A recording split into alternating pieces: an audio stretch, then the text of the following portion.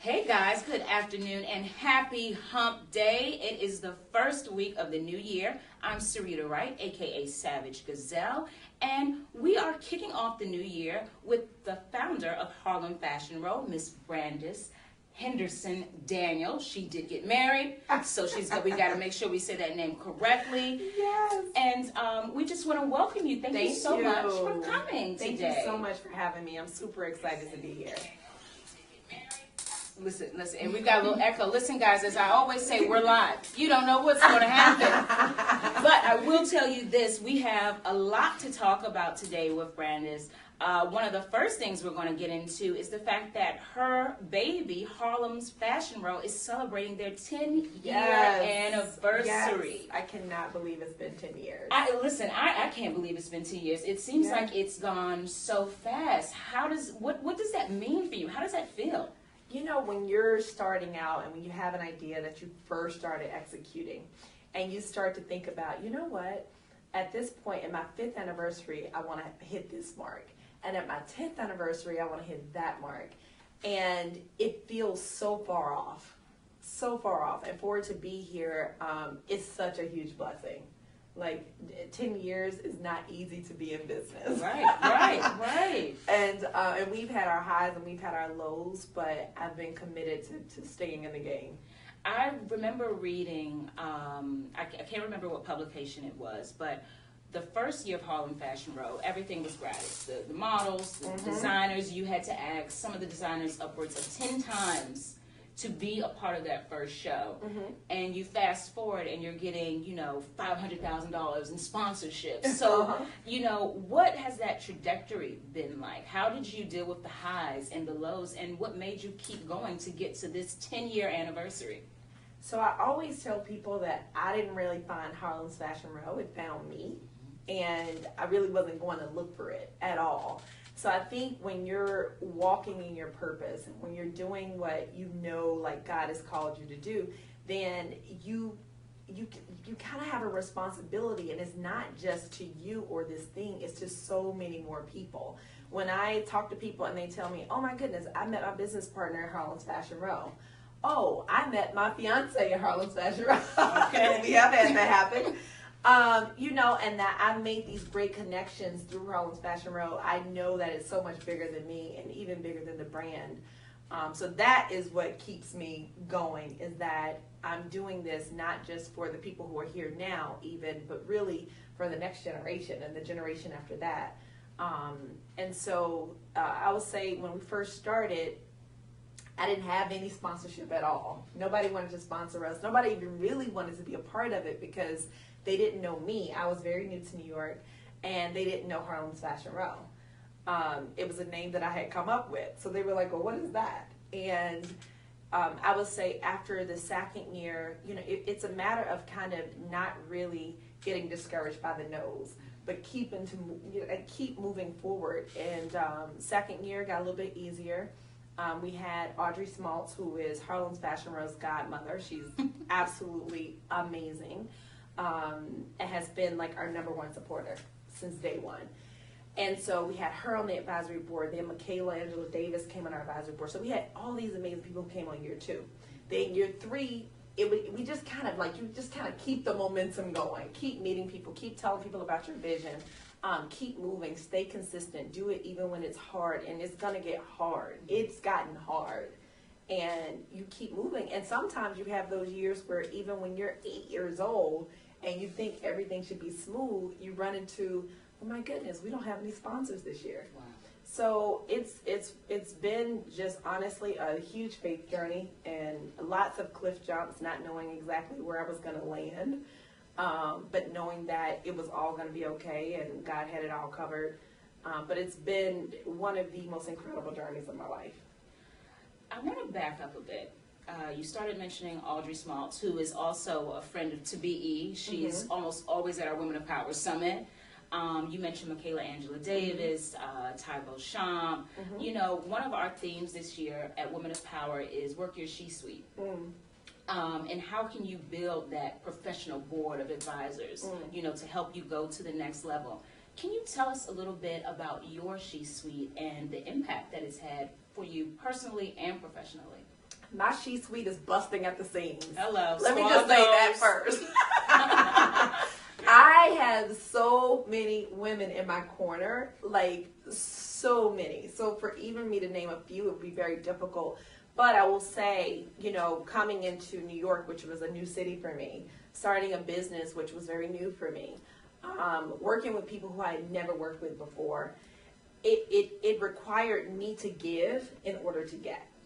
And so I couldn't go out to Miss Audrey and say, hi, Miss Smaltz, would you be on my advisory board? And expect her to just say yes. She didn't know me. She didn't know my business. She didn't know my reputation. She didn't know, you know, anything about me. She didn't know my character. So it really took me saying, okay, let me do some really interesting things for her to get her attention, you know? So I sent her flowers, beautiful flowers. I sent her a very special invitation. It wasn't like the other ones that we sent out. And then when I got ready to ask her to be on my advisory board, I asked her, would she have dinner with me? I didn't tell her what I wanted. I said, I would love to take you out to dinner. I'll send a car to pick you up. And I didn't have a lot of money. But it was like, okay, instead of spending money going out with my girls this weekend, I'm going to spend this money and pay for car service for her. And so that's what I did. And we went and we had dinner. And I explained everything I saw for Harlem's Fashion Row. I explained all the qualifications I did not have, all the things I did not know, because there were many things I didn't know. And I just said, you know, I need the right support, and I know that you're someone who can provide that. And I would love it if you would be on my advisory board. And she told me yes. She was my first advisory board member. Well, and I'm certain that once you got Audrey, it was probably easier to get yes. everyone else. Yes. Is there anyone, you know, just throwing it out in the ethers that you would love to be on your advisory board that currently isn't? Yes. There are two people I would love to be on my advisory board. One is Sheila Johnson and Michelle Obama. Now, for those who don't know, you guys know who Michelle Obama is. Right. For those of you who don't know who Sheila Johnson is, let them know who that is and why. Why would you like both of them? Sheila Johnson is a businesswoman and helped founded BET Networks. And she also has been such a huge force in the fashion industry, like in terms of like investing in the education of students who are interested in fashion. And so her son is also a designer who is doing just incredible things. His collection is amazing.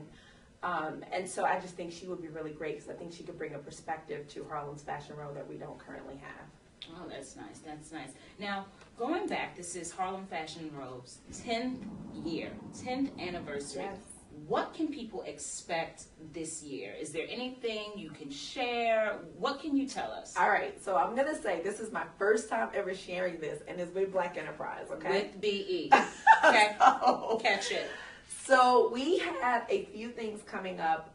This is the first year where we're actually inviting the public to several of our events.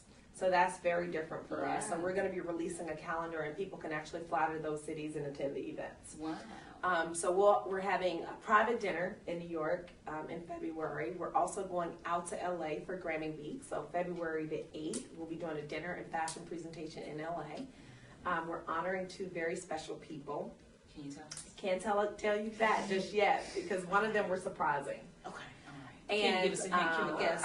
Yeah. All right. Okay. All they right. work for a major record label. I'll say that.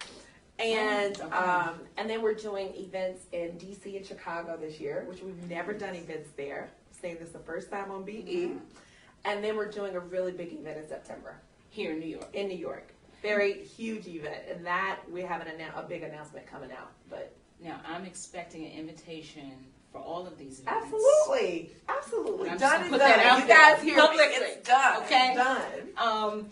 You have branched off from having the first Harlem Fashion Row in a restaurant to doing it in different states, having designers from as far as Dubai. What do you look for? One, when you're going and you want to reach out to other markets. Two, what do you look for when you're looking at designers and models? Because one thing that is very known about Harlem's Fashion Row is that your cast of designers and models is very diverse. Yes. I personally think that it's a place that designers of color and models of color can absolutely be discovered. It could definitely catapult them to the next level. So what do you guys look for in those castings? So for the designers, so our audience, so let me start with our audience at Harlem's Fashion Row. At the fashion shows, the audience is literally everyone you would want to meet in fashion in one place at one time. So you've got tons of editors from every magazine you can think of. Last year, New York Times actually Facebook lived our entire backstage. And you've got every stylist, celebrity stylist there that work with tons of celebrities. You've got potential investors that are there. You've got fashion influencers that can help push your brand forward and top bloggers that are there. So because of that, for us, the pressure is on for us to make sure that the designers we present really hit the mark. And so a couple things that I look for, I'm always looking for designers who I say have a designer's heart. And that is someone who's not just making clothes. It's a big difference between someone who's making clothes and someone who's like a designer. Big difference. A designer usually has vision for what they want to do. They have a very unique point of view. They're telling a story through their collection. They've been committed to this for a while. They're willing to go through hell and hot water to get this done because it's what they're supposed to do with their lives. So that's who I'm always looking for, that person. When it comes to models, we're looking for just really beautiful women who have incredible walks and who are super confident. Confidence is everything when we're looking for models. Nice. Well, guys, if they want to be a part of the show, where can they go submit? They can go to our website, harlemsfashionrow.com. There's a link there that you guys can submit. You can also email info@harlemsfashionrow or office@harlemsfashionrow. We check that email all the time. So if you're a designer or model, we get models that send their headshots there. Yeah, okay. All the time. So guys, if you know a model, if you are a model, if you're a designer, this is your opportunity. Definitely check out Harlem's Fashion Row because you never know what could happen from that. Yes. Now, I want to switch gears a little bit because in addition to Harlem's Fashion Row, you also launched Cliff Jump. Yes. What is that? Tell us a little bit about it. So, everything amazing that's happened in my life has happened after I took a cliff jump. Everything. Like, everything. Moving to New York was a cliff jump for me. I didn't have really the money to move here. I didn't even have a place to live. I read that you had $1,000. I had $1,000, two suitcases and a duffel bag. That was it. And I didn't know where I was living. I had a place to live for 2 weeks. I didn't know anyone in New York, so I had to figure it out in 2 weeks, like a place to live. And so all of these amazing things have happened in my life after I've taken that jump that was scary, that people may have told me not to take, but that felt right for me. I have to read Steve Harvey's new book. When I saw it, like all my friends were like, "This is what you talk about all the time." Steve stole it from you. Steve Harvey. Shame. But yeah, and like even with Harlem's Fashion Row, there have been times when I didn't have any sponsors, but I sent invitations out. I booked a venue.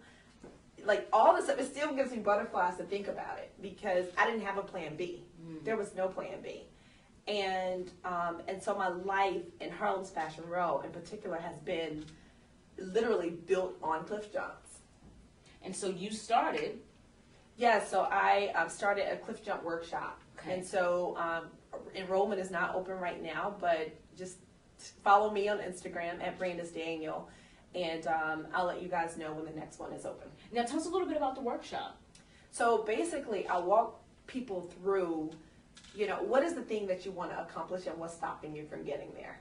Because a lot of times we have things in our way that we may realize or may not realize that's stopping us from pushing us forward. A lot of times it's fear of failure. A lot of times it's fear of success. Because what if I do this and it actually works? What if I pitch this and these people actually buy it? Oh my God. What's going to happen next? What's going to happen next? Yeah. And so looking at like what's the worst that can happen and realizing that everything we need, we have it. We think we have to look outside for resources, but everything we need, we have it. Everything we need, we have it. All the resources you have, you already have the relationships for it. Well, this is a new year, a new you, so you should absolutely be taking all kinds of leaps and cliff jumps because it's super important. You're starting out, it's a fresh year, you got a fun idea, You want to change your career. Yes. You want to lose weight. You want to gain weight. Sometimes that is someone's goal. Yeah. You know, you have to go out there. You have to reach for the stars. You have to make it happen. Yeah. Now, I want to switch gears again because, you know, it's fashion, it's beauty, it's a new year. And I want to give our audience some tangible tips on how they can, you know, get their work gear up. You know, if I've got 15 minutes, you know, what should I do? You know, if I'm a woman, should I put on the mascara? Should I put on the face? You know, what exactly do I need to do? So here's what I say. Every woman needs to have like 3 go-to dresses. Okay. Like, you don't have to think about it. You know that those dresses, you're going to look fabulous in it. This is one of my go-to dresses right here. It's by Byron Lars. Yeah. Shout out to Zara. This is one of mine. It's so warm too, guys, I swear. Right. You need a go-to dress that you can wear it 2 times a week and it can look different. There it is. Because you change it up with accessories, right? Mm-hmm. And then, so that's like number 1. Like, you have to have that in your wardrobe. And then have like 3 pair of shoes. Same thing that you can throw on. A new pair of shoes is always perfect. Mm-hmm. You know, of course, your black pump. And then maybe something else that's a little bit funky. And then in terms of beauty regimen, I always say, to me, makeup is better than hair. Makeup is better than hair? For me, it is. Okay. I feel like if the makeup is right, you can throw anything together with that hair and you look good. That's my own personal theory. I don't know if it's true. Don't kill me here, people. But I feel like that. I feel like, you know, great skin, drinking plenty of water is really important. And then get you a nice concealer, a good foundation, a good red lip. I'm all about a red lip. A good She's red got lip. her red lip today. Some mascara and be out the door. I know, that's right. That's good. That's quick. That's easy. I remember I used to have bad hair days, no shade. And I wouldn't want to go to school. And I asked my aunt one time, she's like, you got to go to school. Why can't you just put on a scarf and some big earrings? And I was like, I don't want to do that either. Right. But this makes sense. I can put on a face. I can just put my hair up in a ponytail and I can keep it moving. Call it a day. I'm calling it a day. I've got my dress, I've got my shoes, and I'm out the door. Yes. Well, Brandice, I wanted to also get into some celeb stuff. Okay. You know, typically it's all about business, but one thing that I love about fashion is that everyone wears clothes. Yes. Everyone loves to dress up. Absolutely. And there's so much that you can do with your outfit, with your look. Do you have any favorite celebs that get fashion right all the time? Well, I have one that I know everyone who's looking at this Facebook Live, you guys all love. Tracee Ellis Ross gets it right every time. Every time. Every time. We honored her a couple years ago, and when I tell you, like, everything she cannot get it wrong. I've never seen her get it wrong. What celeb gets it wrong? Oh, really? No shade. Really? And if you have a celeb that just gets it wrong or gets it right, put it in the comments. We want to know. Put it in the comments. There's several celebrities that get it wrong. And what time they usually get it right. And what time they usually get it right. And I'm going to leave that at that. You're going to get me in trouble. Well, listen, our Facebookers, you put it in. You tell us who's getting it wrong and who is getting it right. Are there any red carpets that you are looking forward to this year? I love the Oscars. Okay. That's my favorite. That's your favorite? Yeah, but I would love to see more celebrities in multicultural designers. What are some that they could look into? Some designers I would love to see on the red carpet is Sukeina, Sukeina.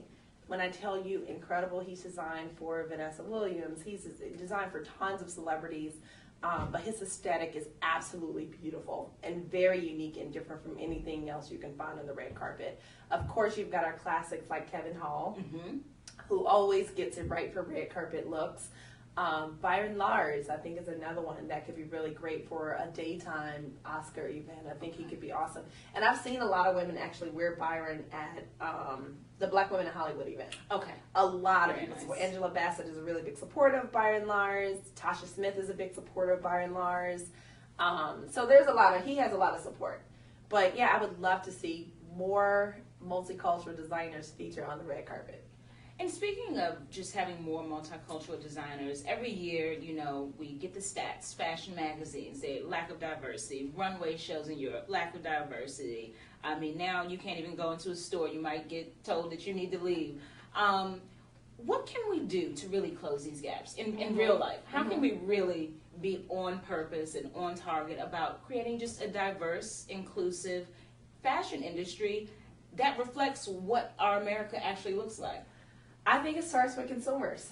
I think it starts with consumers saying we want to see more multicultural designers in stores. We want to see more multicultural designers on runways.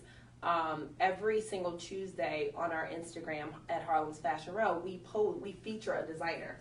So even if you go in and search our hashtag Talk Designer Tuesday, you'll be able to find tons of designers that you can shop from and support. But I think it starts with us. I think it starts with us using money speaks. Mm-hmm. Money speaks and our dollars speak. So where we decide to spend those dollars are really important. So if we can come together and decide to, you know what, we're going to spend our dollars instead of going, you know, X, Y, and Z, we're going to either spend our dollars with corporations that support us, like Macy's. Like Macy's is always supporting something that African Americans have, or we're going to support designers who, you know, who are multicultural designers and put the money back in our communities.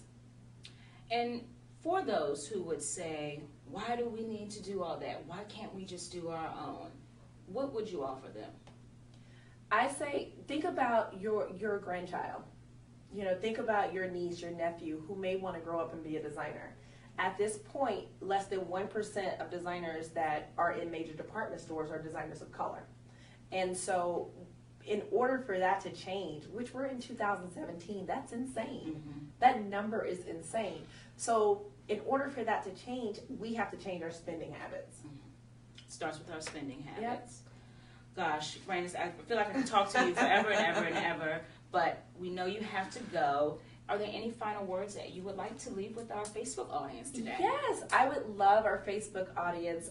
Every single Wednesday, I actually share all of my knowledge, tips, and things I don't know even on a podcast called The Great Girlfriends.